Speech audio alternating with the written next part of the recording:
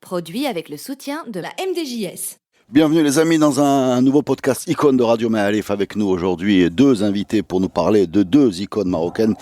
À ma gauche, Fadel Abdelaoui. Salut Fadel. Salut. Voilà, tu vas nous parler de Tout va sport. bien. C'est ça, tu es directeur du département sport. Et aujourd'hui, très heureux de recevoir Kalim Louissi. Salut Kalim. Bonjour Leda.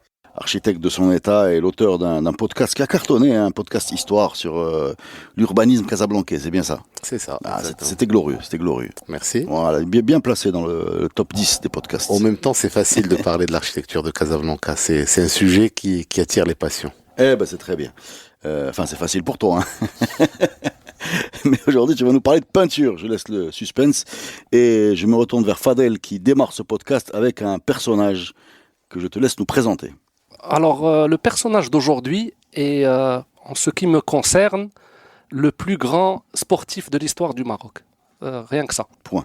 Waouh. C'est Hicham El Guerrouj, athlète marocain, né en 74 à Berkane, et qui est, à mon avis, aujourd'hui, le Marocain qui a le mieux représenté le pays sur la scène sportive internationale de l'histoire de ce pays. C'est-à-dire que pour toi, en termes de réalisation, on va pas parler de représenter, parce que c'est un autre sujet, mais il y a en sport aucun Marocain qui arrive à ce niveau, c'est ce que tu veux dire? Exact. El Guerrouj, il a 9 titres mondiaux, Ouais. 2 titres olympiques, 4 fois champion du monde et 3 fois champion du monde en salle. C'est quelqu'un qui, pendant 8 ans, a eu 5 ou 6 défaites. C'est-à-dire qu'il a survolé sa discipline pendant des années, entre 1996 et 2004. Et c'est surtout une belle histoire. Bah, raconte-la nous, s'il te plaît, parce qu'on la connaît un peu, mais alors, on compte sur toi. On va commencer par la belle histoire. C'est le parcours olympique de Hicham El Guerrouj. Hicham El Guerrouj va participer pour la première fois aux Jeux Olympiques d'Atlanta en 1996. Il est ultra favori pendant l'année, il gagne plusieurs courses et donc arrivent les Jeux Olympiques, il survole les séries et arrive en finale. Et il va être dans une course où il y a le champion du monde en titre et le titulaire du record olympique et le champion olympique en titre aussi, Nordine Morsli. Oui. Mais tout le monde le voyait comme étant le favori de cette course. Et une sorte de catastrophe qui arrive, il touche les pieds de Morsli. Et il tombe. Et il tombe. Et il finit quand même la course en dernière place. C'est tout le Maroc qui tombe. Hein. De tête, c'était un sacré choc. Hein. Et là, on attendait tous notre médaille d'or. Et à Atlanta, le Maroc ne réalise aucune médaille d'or. Alors que sur les 4 précédentes Olympiades, le Maroc avait à chaque fois remporté 1 ou 2 médailles d'or. Et donc, viennent les Jeux Olympiques de Sydney. Et à Sydney, encore une fois, il est invaincu toute l'année 2000. Et il se retrouve en finale contre Nohan Gheni.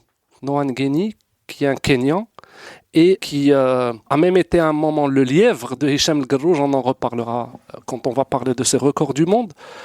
Et pendant la finale, El Guerrouj tactiquement n'a pas été très bon et il échoue encore une fois. Cette fois, il remporte une médaille, la médaille d'argent, mais il n'arrive pas sur la dernière ligne droite de remonter sur Nohan Gheni qui gagne la course. Et donc, les Olympiades d'Athènes en 2004, Hicham El Guerrouj avait un plan, c'est de courir le 1500 et le 5000 mètres. Je fais une petite parenthèse pour signaler qu'à l'époque, on avait des gens comme Aoueta avant, El Guerrouj, qui étaient pluridisciplinaires, qui pouvaient faire le 5000 et 1500 pour Aoueta, enfin ce genre de choses, bien le 800. On était devenus à un moment tous des spécialistes des temps de récupération. C'est-à-dire que on accusait, non mais je suis sérieux, on accusait la fédération de dire ils ont mis la demi-finale du 800 le jour de la finale du 1500 pour justement, je sais pas si c'est vrai ou pas, mais on était devenus quand est-ce qu'il y a les séries par rapport à la demi-finale d'autres côtés. On était arrivé à ce niveau de... Pourquoi j'ai dit il a fait un plan? Parce qu'il a déjà essayé une année auparavant au championnat du monde à Paris en 2003. Saint-Denis, je crois, c'était Saint-Denis plutôt. Et il avait échoué aux 5000 mètres, avait fini deuxième aux 5000 mètres après avoir été champion du monde du 1500 mètres. Donc il avait déjà essayé ce challenge. Et pendant les Olympiades, il remporte le 1500 mètres et le 5000 mètres. En montrant 2 avec ses doigts. 2 avec ses doigts. Et pourquoi je dis que c'est une belle histoire? Aujourd'hui, le CIO, je pense la vidéo la plus vue sur les réseaux sociaux gérés par le CIO, c'est la vidéo qui montre un peu cette histoire-là d'échec, de double échec. On dirait que c'est scénarisé en fait. C'est scénarisé en fait, c'est quasiment le. Et puis on aime tous voir, c'est Rocky, c'est-à-dire tu perds la première partie du combat et tu fais une remontada. Et tout le monde aime voir ça. Et c'est une année catastrophe en fait pour le Guerrouj. C'est une année où il était blessé, où pendant très longtemps on s'est même demandé s'il allait. S'il était fini. Et puis son histoire du loser éternel a fait que toute la presse internationale, que partout dans le monde, en fait, tout le monde attendait le Guerrouj. En fait, sa victoire était un peu la victoire de tous. C'est ça l'émotion qu'a suscité le Guerrouj à Athènes. Et ouais, c'était en fait une surprise en fait de le voir honorer son statut l'année où il était peut-être le moins préparé pour le faire. A donné à cette histoire-là une émotion spéciale, quoi. Alors, Hicham El Guerrouj, né à Berkane, il a fait ses débuts dans le foot, comme tout le monde, dans les équipes de jeunes de Berkane. Puis, il a été repéré par Aziz Daouda, encore lui, qui est un peu le scout numéro 1 de l'athlétisme marocain. Donc, à partir de là, il est parti à l'Institut national d'athlétisme à Rabat, et c'est comme ça que sa carrière a commencé. Il a été très vite dans les grandes compétitions. Il a été au niveau des juniors médaillé d'argent dans le championnat du monde junior en 92, dans le 1500. Et puis ça s'est enchaîné. Et quand ça s'est enchaîné, il a tout simplement, par exemple, fait disparaître Nordine Morsli, qui lui était le successeur de Saïd Aoueta dans ces distances-là. Et donc, c'est devenu le plus grand athlète de sa période. Et pendant cette période, donc, il a été, comme je vous ai dit, 4 fois champion du monde, en 97 à Athènes, pour le 1500 mètres. En 99 à Séville, en 2001 à Edmonton et en 2013 à Paris. Il a été 3 fois champion du monde en salle. Et surtout, il a battu le record du monde à chaque fois de Morsli, du 1500, du 1500, du mile et du 2000. Et jusqu'à aujourd'hui, il est encore le recordman du monde de ces 3 courses. Personne n'a fait mieux depuis. Et c'est très rare il y a très peu de records qui datent d'avant les années 2000. Très, très peu de records. Il y a quelques records d'athlètes des pays de l'Est. Il y en a un qui vient de tomber. Le 5000. Non, celui du saut à la perche. Saut à la perche, il vient de tomber. Mais même le 5000 mètres. Ouais. Celui qui a duré très longtemps, c'est le 100 longueur plutôt. C'est le fameux 8 mètres 90 de Bob Beamon qui est resté jusqu'à Powell. Mais au-delà des records et de l'impact qu'il a eu sur sa discipline, est-ce que tu n'as pas l'impression que Hicham El Guerrouj, par rapport à ses réalisations quand on les pose comme ça, il n'a peut-être pas le statut qu'il mérite au Maroc?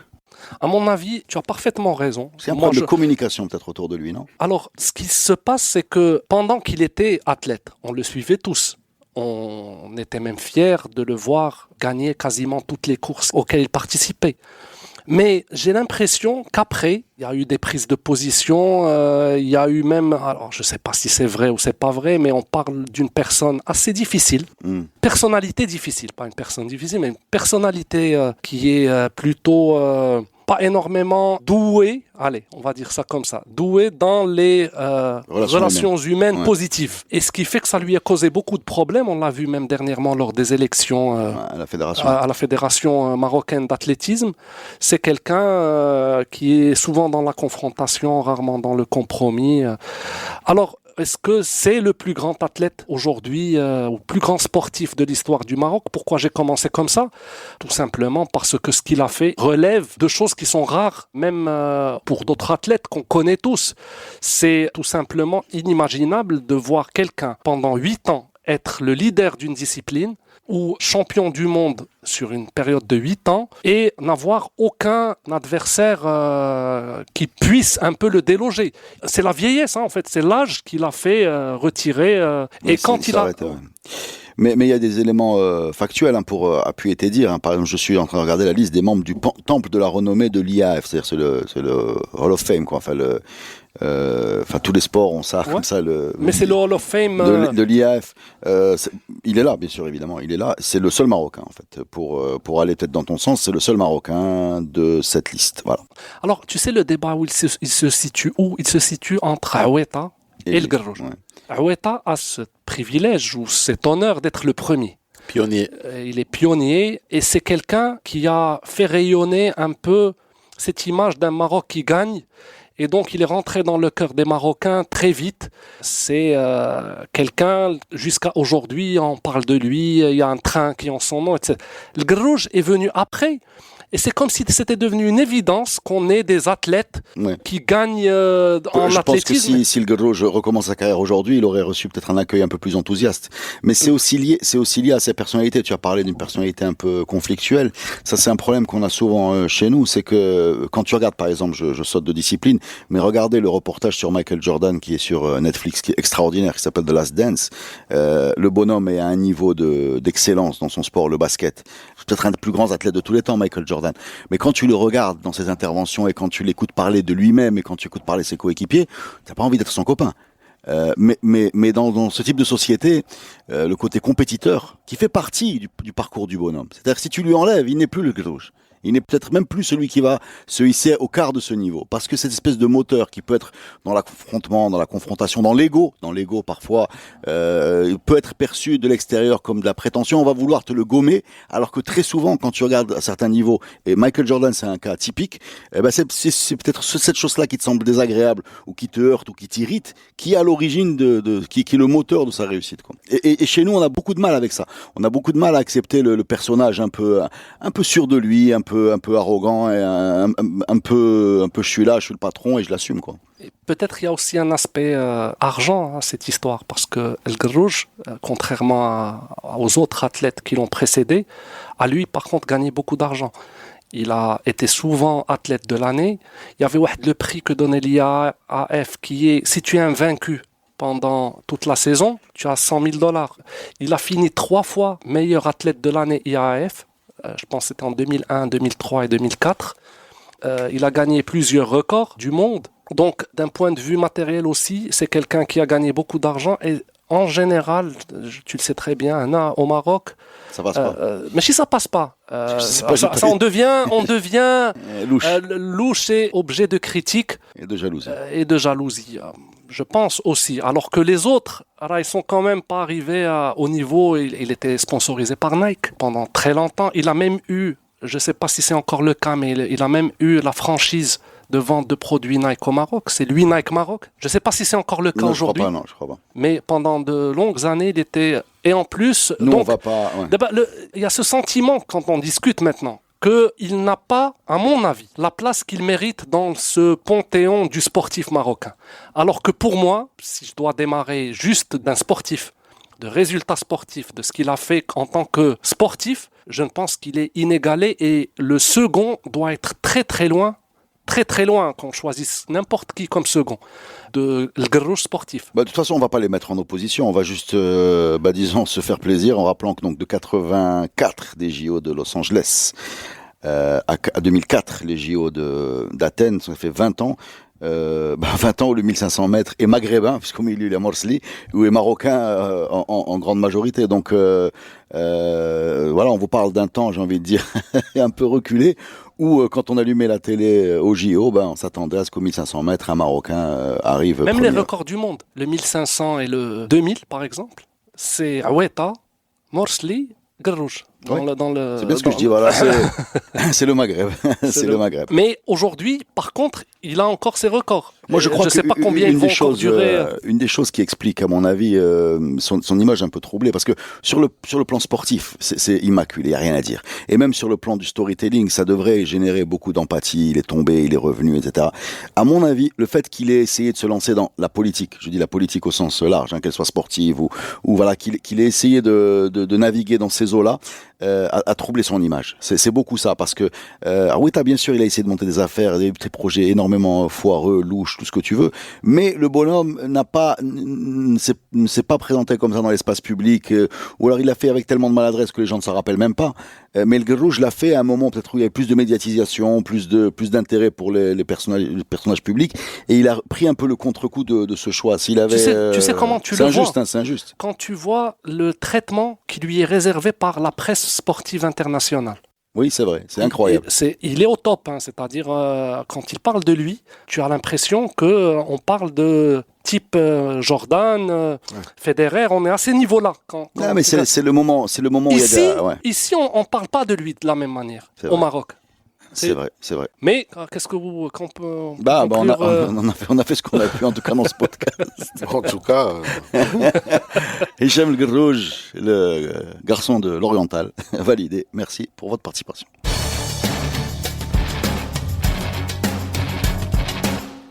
Alors, je me retourne vers mon ami Karim Louissi et te demande de qui veux-tu nous parler, s'il te plaît.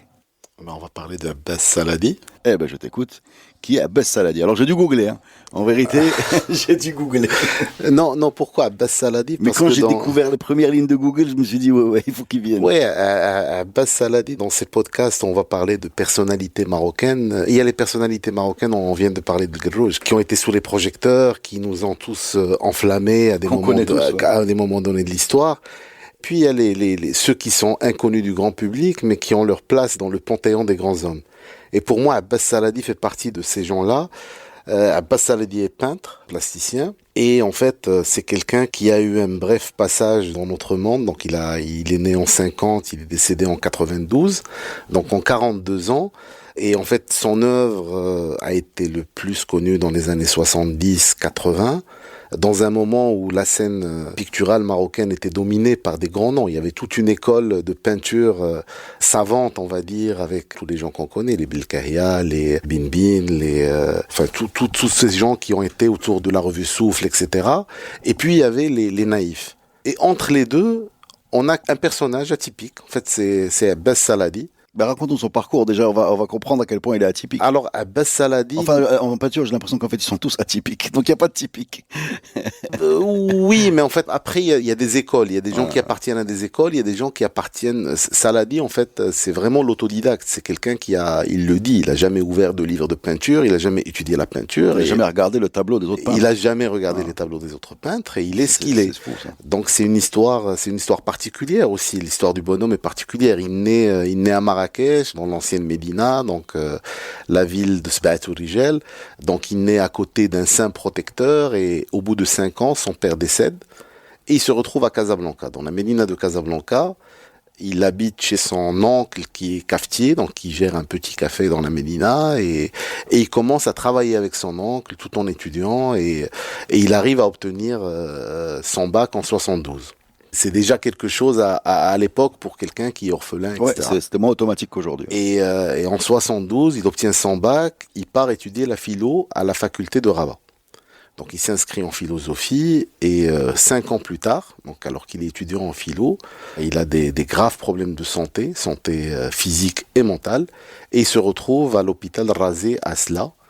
Et donc c'est à ce moment-là qu'il commence à peindre. Donc en fait, hôpital psychiatrique de Salé, et c'est à ce moment-là qu'il commence à peindre, et en fait il a une œuvre complètement originale et qui est à la fois inspiré par, je veux dire, la tradition, mais c'est même pas la tradition, parce que c'est quelqu'un qui a envie de transcender la tradition, qui a envie de prendre en fait les valeurs de la société, de les mettre en peinture. Il n'y a pas de modèle, en fait. On peut parler de peintre marocain et en fait on peut commencer à... D'abord en parlant de ça, j'ai aucune notoriété pour en parler parce que je suis pas un historien de l'art ou un non, mais tu as proposé ça, ça veut dire que tu as ressenti quelque chose dans ces tableaux. C'est des tableaux qui sont particuliers. C'est un univers pictural qui est vraiment particulier, qui est un peu fantasmagorique. Oui, il y a quelque chose de fantastique. C'est quelqu'un qui à la fois va mélanger des techniques traditionnelles, on va retrouver des damiers qui sont en fait des choses empruntées à la tradition. Donc en fait, au même temps, quand on voit ces tableaux, on sait qu'on est ici, mais en même temps on est ailleurs. Oui, on a quelque chose de fantastique en fait. Et dans cet ailleurs, donc il a commencé par faire des tableaux de nu. Donc quand il revient de l'hôpital psychiatrique de Salé, c'est sa mère et sa sœur qui exposent ses œuvres dans la place Jemaa Fna. Et c'est là, en fait, on vient de découvrir l'univers pictural de Saladi. On l'invite, d'abord, c'est le directeur de l'American Language de Marrakech qui l'invite pour exposer, puis le Centre culturel français. Et puis, en fait, il devient un phénomène. Et ce qui est intéressant, c'est, on va dire, il est naïf, mais en même temps, c'est quelqu'un qui était très proche des poètes de l'époque. Il a illustré des recueils d'Abdelazreka. Il a un parcours particulier. Alors, c'est en fait une sorte de mystique. Si on veut résumer le personnage, c'est quelqu'un de... On est dans quelles années, là? Parce que, tu sais, je vois, alors moi, j'ai pas de culture là-dedans, du tout, je le dis franchement. Par contre, on a vraiment l'impression qu'on est dans quelque chose d'un peu psychédélique, voilà. Dans quelque chose d'un peu psychédélique. Là, je suis devant un tableau où il y a un damier, une femme nue, un homme avec une très petite tête, des cafards et un pan. Tout ça avec sort, disons, marocain et des palmiers derrière. Donc, on a vraiment l'impression que ça pourrait illustrer les albums psychédéliques californiens des années 70. Hein. Dans son univers pictural, en fait, Saladi, c'est ce qui est intéressant. C'est qu'à chaque fois qu'on voit un tableau de lui, on sait où on est. On est dans un environnement marrakchi, marocain. On a toujours le patio, le damier, les palmiers. En fait, il y a des choses qui rappellent le lieu, mais il y a des créatures qui viennent de l'au-delà. Donc, en fait, on va avoir des créatures, des femmes avec des têtes d'oiseaux. Il y a le borak, il y a le cheval. Enfin, le borak, c'est... Le TGV. Il y a un TGV dans son... Et ce qui est intéressant, c'est que cette personne, en fait, elle traverse sa vie entre l'hôpital psychiatrique et les moments de lucidité où il est chez lui. Bien sûr, il n'est pas dans l'opulence et ses tableaux se vendent. Ces problèmes psychiatriques vont pas se régler. Hein. Il est... Non, il va les traîner tout le temps. Il va les traîner tout le temps. On sait de quoi il souffre. Il va les traîner tout le temps. Je pense que c'est plutôt, en fait, une sorte de mysticité, c'est une transe. En tout cas, lui, c'est comme ça qu'il l'explique, en fait. Et d'ailleurs, il explique que quand il peint, il est en transe. Et quand il peint, il est en train de peindre des personnages d'un autre monde qu'il dit parallèle, qu'il dit à côté du monde dans lequel on vit, mais réel. Donc pour lui, en fait, il est dans... Mais la reconnaissance internationale va venir justement par l'international, c'est ce que je veux dire. La reconnaissance nationale va venir par... La reconnaissance, elle arrive de son vivant. Donc à partir fin des années 70, début 80, il commence à faire des expositions, mais encore une fois, timide. C'est pas là où il va gagner de l'argent, donc des petites reconnaissances. Et puis, comme il meurt jeune, il y a une reconnaissance internationale qui arrive post-mortem, et en fait aujourd'hui ses œuvres sont acquises par les plus grands musées du monde. Donc en fait Saladi est exposé un peu partout, et récemment il y a eu une vente de tableaux, et c'est le record national de vente d'œuvres d'art. Donc son tableau a été vendu à une somme très importante. Mais de toute façon, hein, quand on cherche les références en termes d'argent, on le trouve toujours dans la liste, avec parfois Gharbaoui, Cherkaoui, Chaïbiya, mais c'est un nom effectivement que je connaissais pas, et merci d'être venu pour nous en parler. Avec la particularité que Saladi a beaucoup peint. Donc il y a énormément d'œuvres de Bess Saladi qui sont dans la nature, qui ont été acquis sur la plage Jemaa el-Fna pour certaines, et qui aujourd'hui a quelques bakchiches. Est-ce que tu en as une? Non, non. Mais j'en vois souvent. Je connais pas mal de gens qui doit y avoir des faux aussi. Alors il doit y avoir des faux, et puis par la suite, en fait, ce qui est intéressant, c'est que l'univers de Saladi est un univers qui, par la suite, a inspiré énormément de peintres marocains, et il y a des gens qui se réclament de lui. Et aujourd'hui, il y a toute une pensée qui se réclame de l'œuvre de Saladi. Il y a des noms, je vais pas en citer parce que c'est pas, je vais pas en citer certains et pas d'autres. Mais en tout cas, en fait, c'est une école qui arrive un peu comme les peintres qui l'ont précédé, mais qui eux qui réclament de la modernité, qui ont des pensées un peu socialistes, etc. Donc toute l'école de Rava, il a utilisé des techniques traditionnelles. Il dessine beaucoup avec le qlam, avec l'encre de Chine, moi, je suis totalement inculte, et merci Karim pour tout ce que... Et effectivement, mais il représente vraiment le cliché, un peu le cliché de l'artiste torturé, de l'artiste qui souffre et qui produit des choses extraordinaires. Mais c'est dingue, hein, parce que tu as raison, parce que dans la peinture, hein, ça fait la deuxième fois avec Gharbaoui qui a Gilali Gharbaoui, qui nous a été raconté dans ce même podcast, qui finit sur un bon public avec beaucoup de problèmes psychiatriques. Peut-être que là, le mythe Van Gogh, sans aller jusqu'à Van Gogh, qui s'était auto-mutilé, si je me trompe pas. Le mythe de l'artiste maudit, il est vraiment plus dans la peinture à la limite ou même dans la musique, où il y en a beaucoup qui ont été suicidaires. Mais là, on en a déjà 2 au Maroc, assez net. Il y a beaucoup de déchirures dans la peinture. C'est des gens qui, pour revenir à Saladi, il a envie de peindre le beau éternel, sublime, etc. Donc en fait, c'est de la déchirure. C'est quelqu'un qui se torture pour faire ce qu'il fait, et dans un environnement où il y a peu de reconnaissance. Ouais, peut-être un sentiment d'incompréhension aussi. Alors si, quand on parlait tout à l'heure, pour faire le parallèle avec ce qu'on disait tout à l'heure, si pour quelqu'un comme Hicham El Guerrouj, qui est bien sûr à mettre dans le panthéon des grands hommes, il y a peu de reconnaissance. Imaginez dans notre pays la place qu'on réserve à Saladin. Non, on n'est pas dans la même échelle. Je crois pas que dans un manuel scolaire, il y a une page réservée à Saladin ou une ligne réservée à Saladin. Et pourtant. Non, entre l'art et le sport, on est dans deux non-reconnaissances d'ordre très différents. Oui, mais parler de gens qui ont marqué notre pays, qui ont marqué on va dire, la période contemporaine de notre pays, c'est vrai qu'il y a des gens qui n'ont pas eu la place qu'ils méritent et c'est pour ça qu'on t'invite. Peut-être plus marqué pour des peintres. Ouais, c'est moins le cas pour des musiciens, c'est moins le cas pour des gens du théâtre, c'est moins le cas pour des cinéastes. C'est pour ça qu'on t'invite et c'est pour ça qu'on te remercie pour cette découverte. Je connaissais pas, j'ai découvert. On valide. Moi aussi. Voilà, validé. Voilà, quand on connaît pas, on regarde sur Internet. Internet est formel. Kalim Louissi est formel, donc on suit. Validé. Merci les amis. Merci.